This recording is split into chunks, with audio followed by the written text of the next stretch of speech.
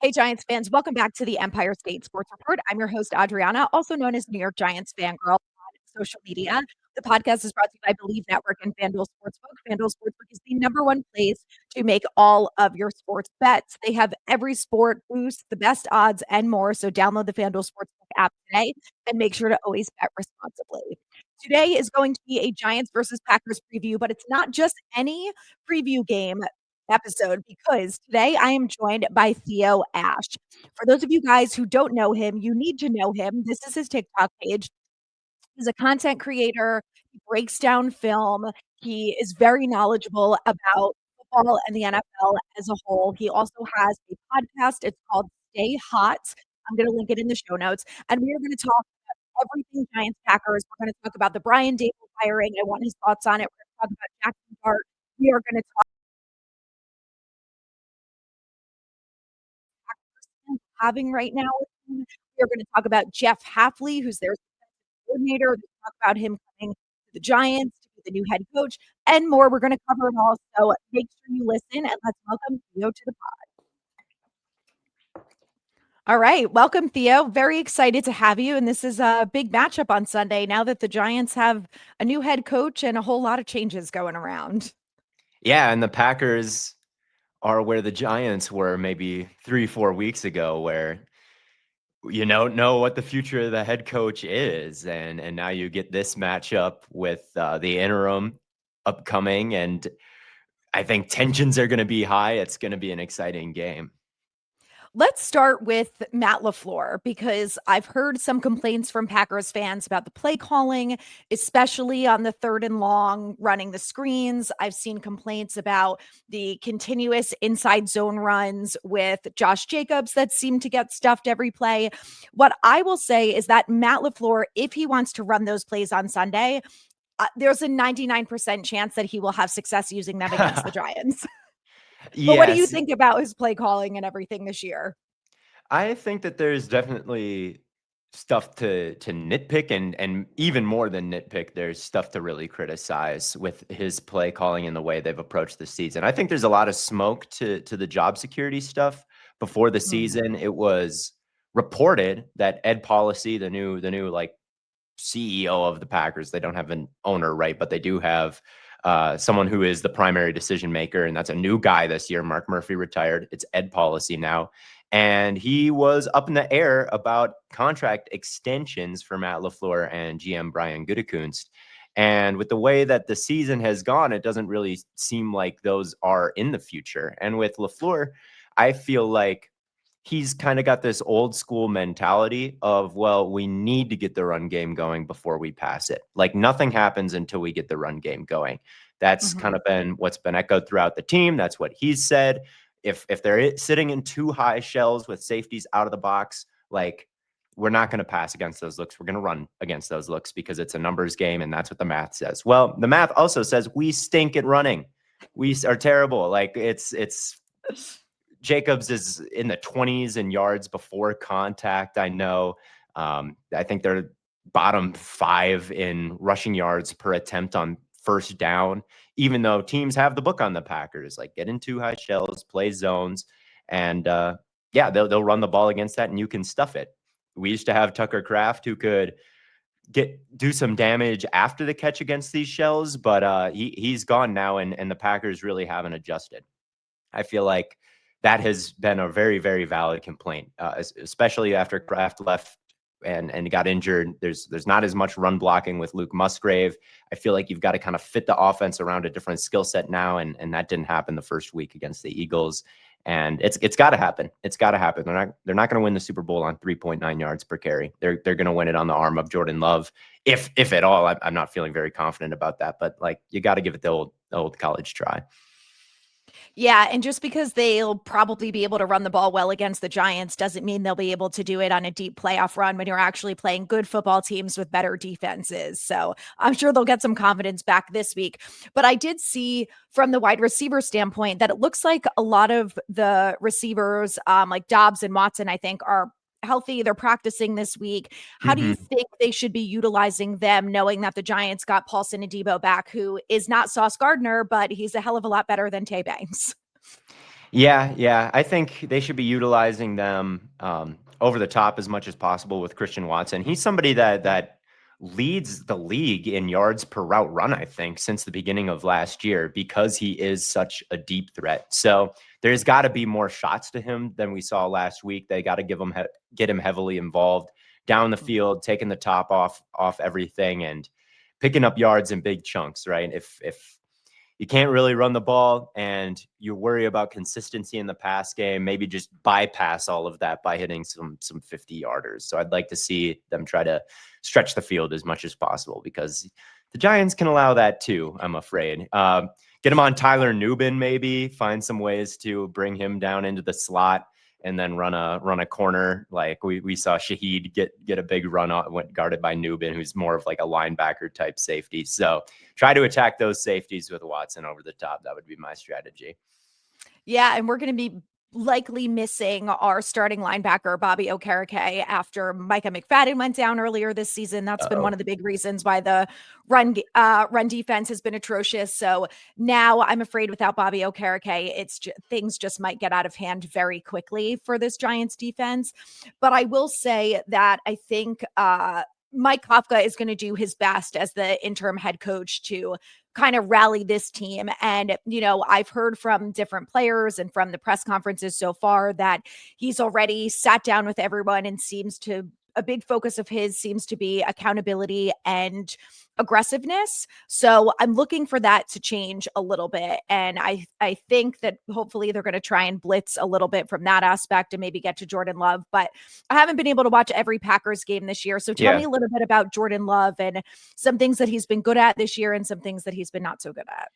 Yeah, I think last week, especially, the blitz really gave him problems because our guards are really struggling to hold up one-on-one. So the pocket is collapsing a little bit.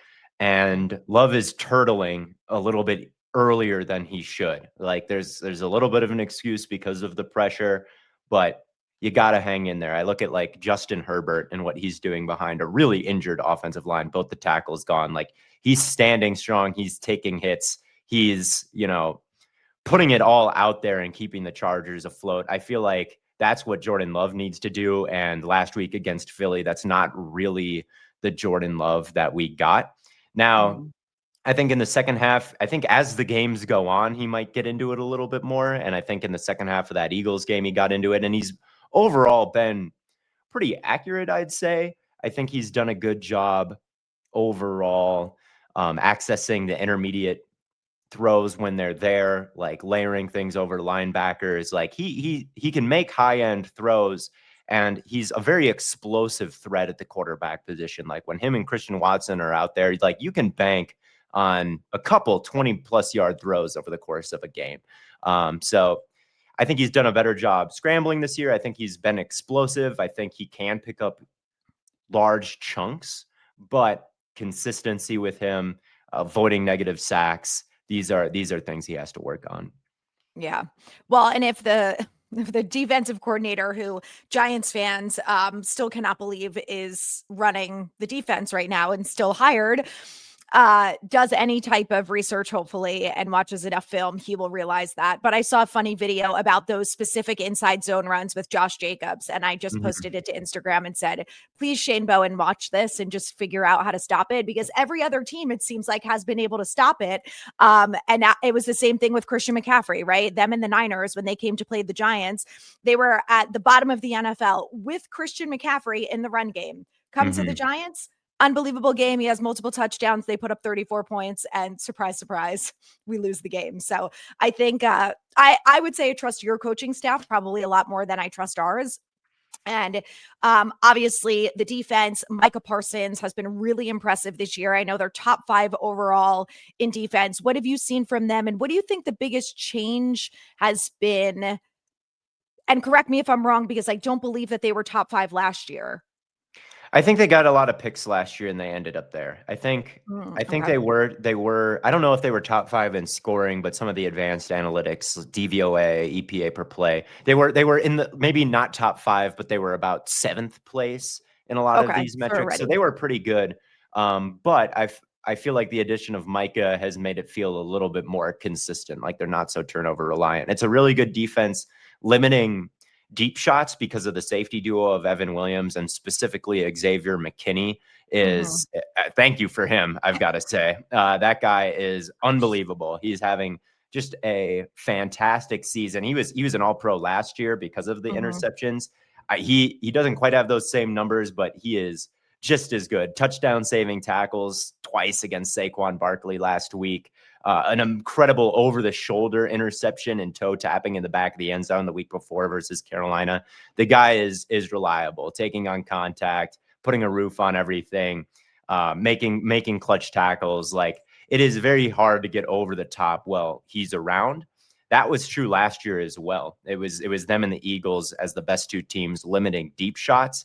And now, not only can you not really look down the field, but you also have a ticking time bomb on your chest that is Micah Parsons, and it's set to 3 seconds, and the ball has got to be out. So the areas where you can throw the ball is pretty limited.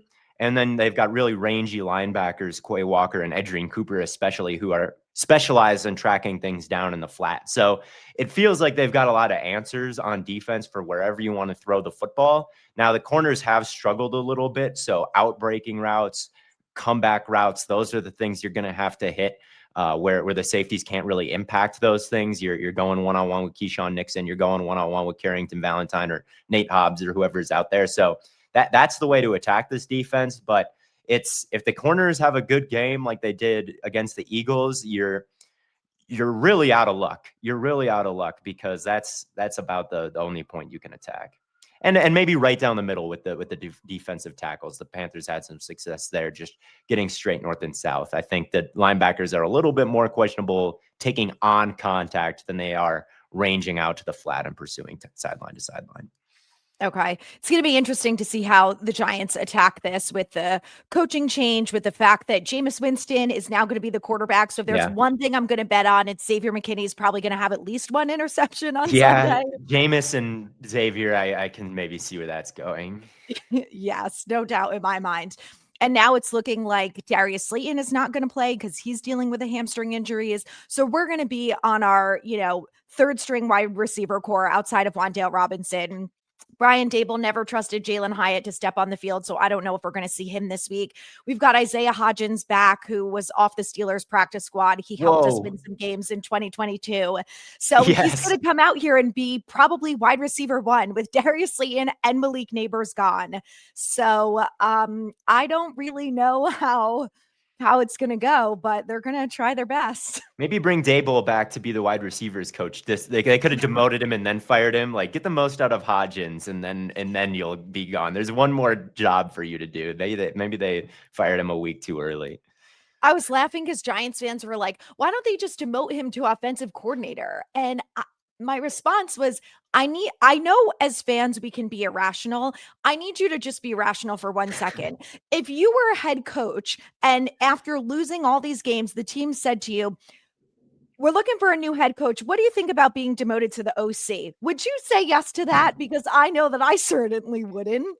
Calm, cool, collected Daboll would take that in stride for sure. Oh, yes. What's funny is that's one of the things that a lot of players have said when asked about Mike Kafka is that he is very calm. So at least I'm sure he is compared to Daboll giving.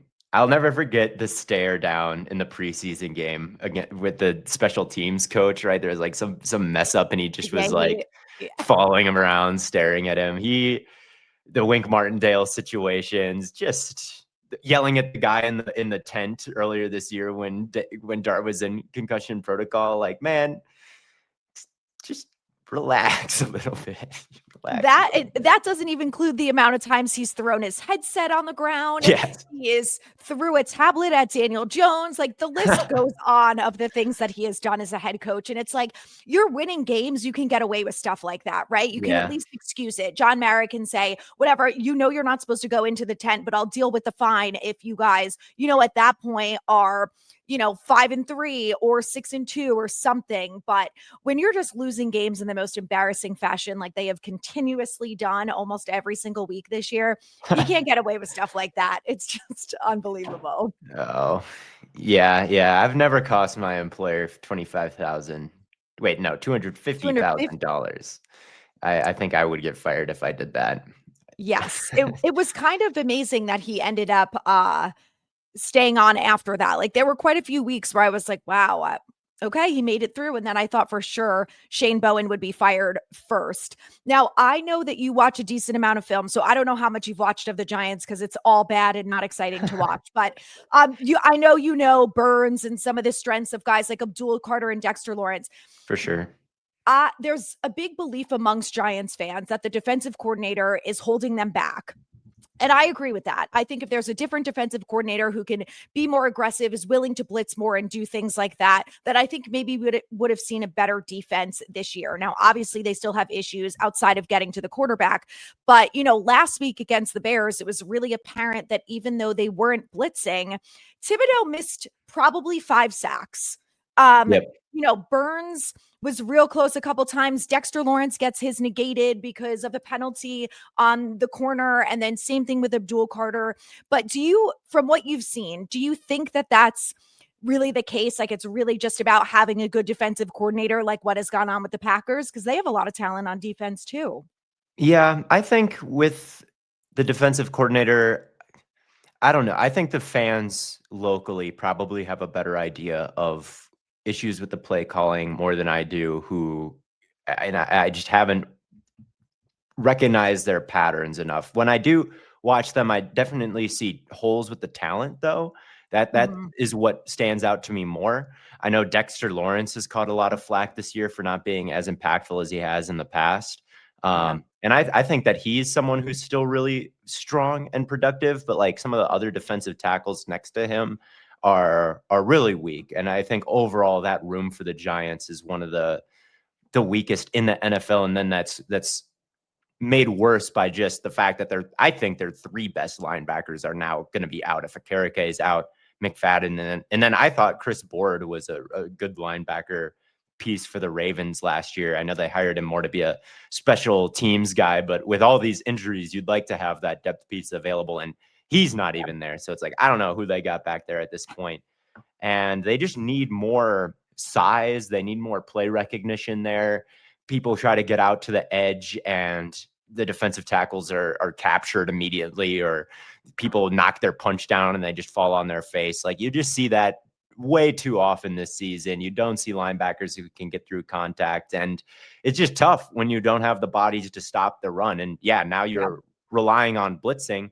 But as you said, well, do we want Tyler Nubin one-on-one in coverage? I guess you'd want him blitzing maybe, but do you want Deontay Banks one-on-one in coverage? Drew Phillips? Like, when you got this kind of talent, there's just not a really great option. I mean, with the front 4 that they have, you'd hope that they don't have to blitz at all. You'd Right. rather it be a 4-man rush all the time and they just cook off the edge.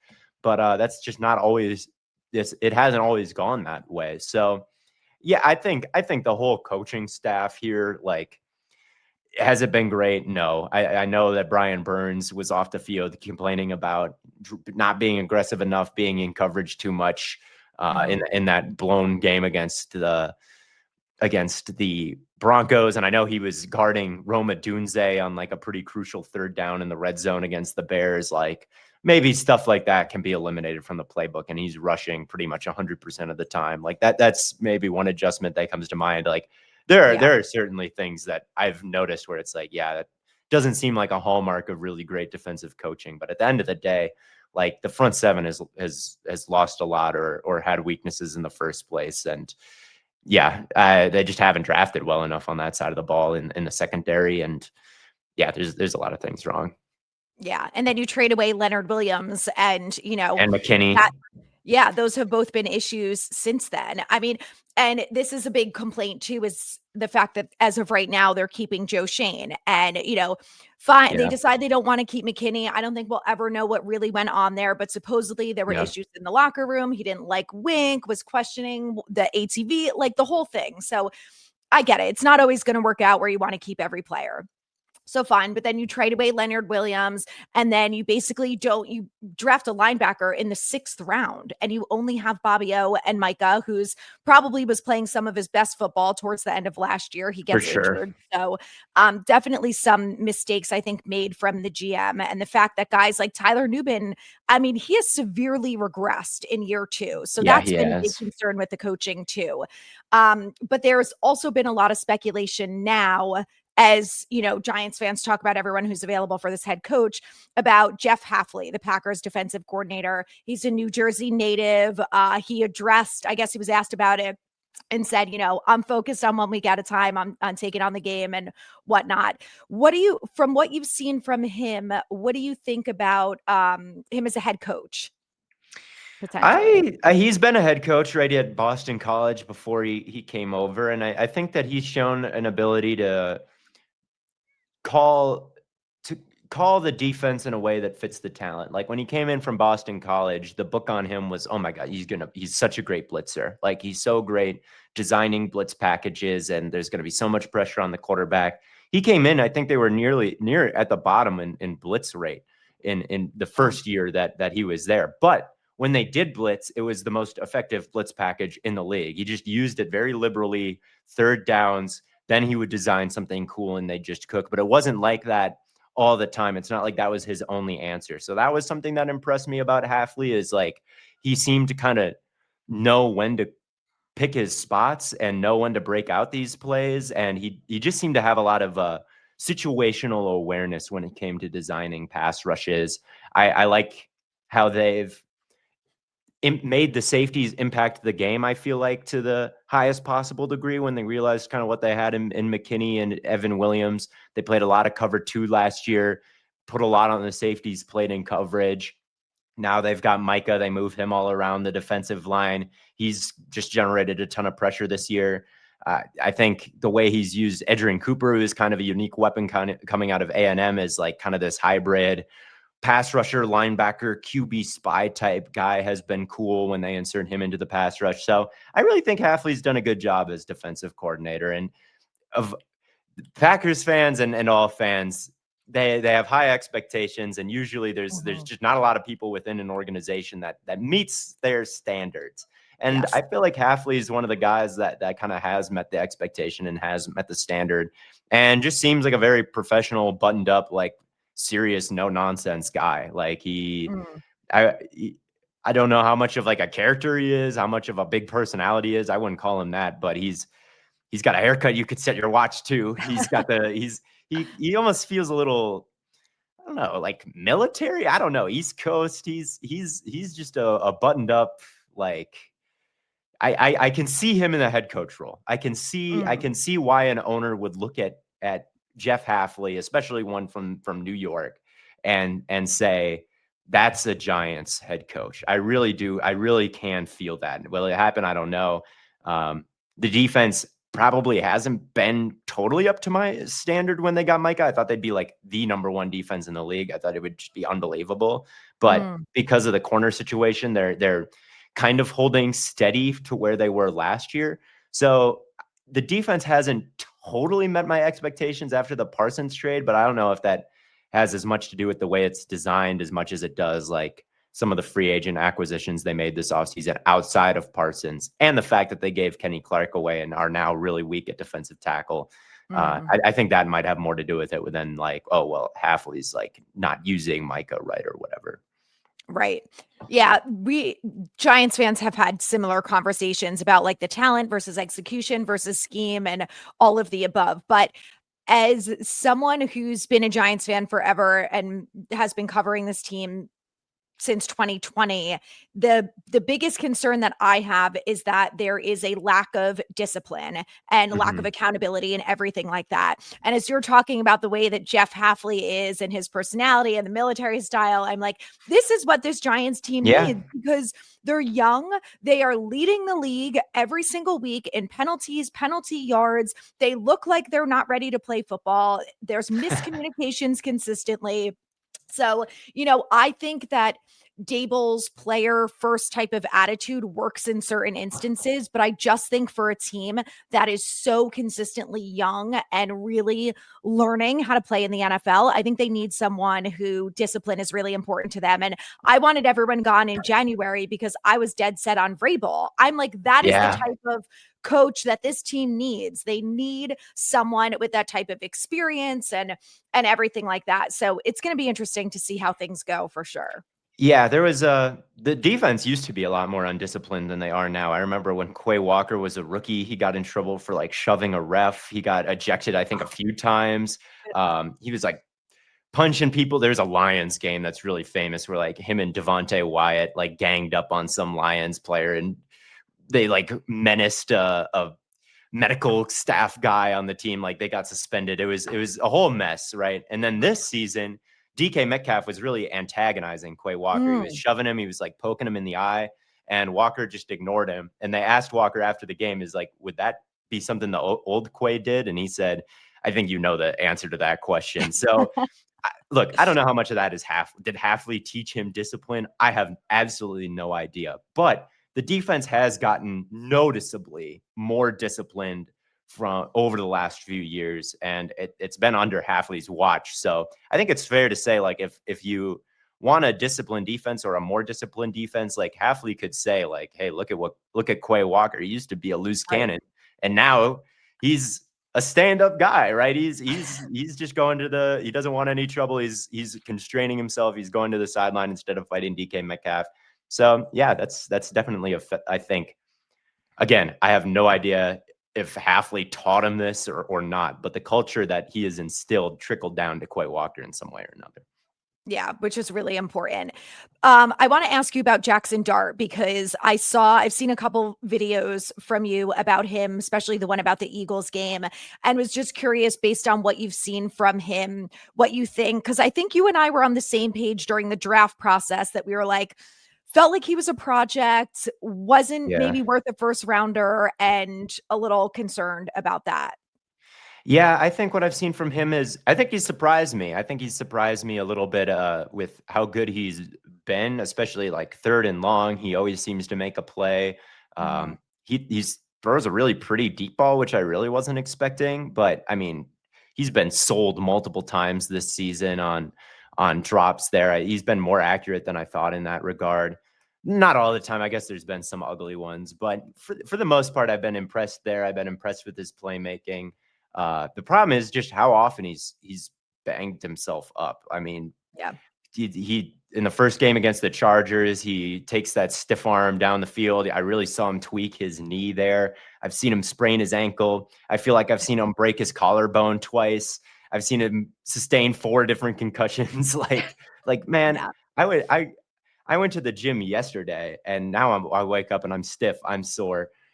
I can't imagine what it feels like to be Jaxson Dart and to take the punishment he takes every week and then have to go throw the ball 50 yards in the air over and over and over and over and over again with your throwing shoulder feeling like it must with him.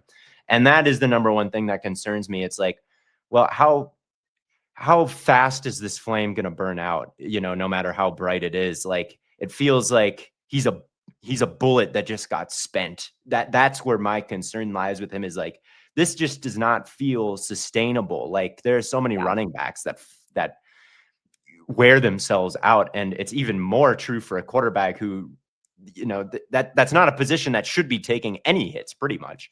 And he takes them all the time. So it's like, I like what I've seen from him. Like pre-snap, nothing was on his plate in college. I Mhm. feel like he's got one of the best hard counts in the league all of a sudden. Like it seems like he's got a pretty good grasp on everything he needs to be doing pre-snap now. It's not just clapping. Like there are things to work on, but like there's been serious growth as an NFL passer from him. But it's like, is it gonna be true in 2030?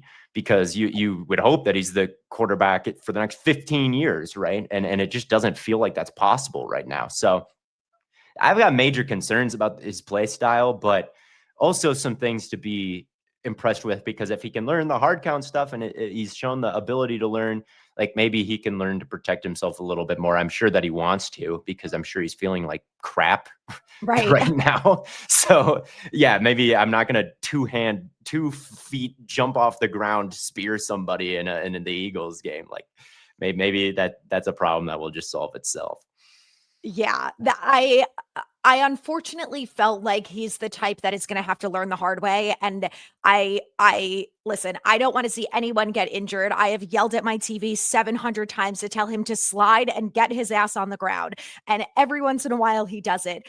But, I unfortunately think that this concussion is a reminder to him of like, I'm now missing a football game. I missed the rest of the game last week and we ended up losing. And now I'm going to miss this game on Sunday and I have to learn to protect myself. So if that's what it takes, then so be it. I hope it's the last time it happens for him.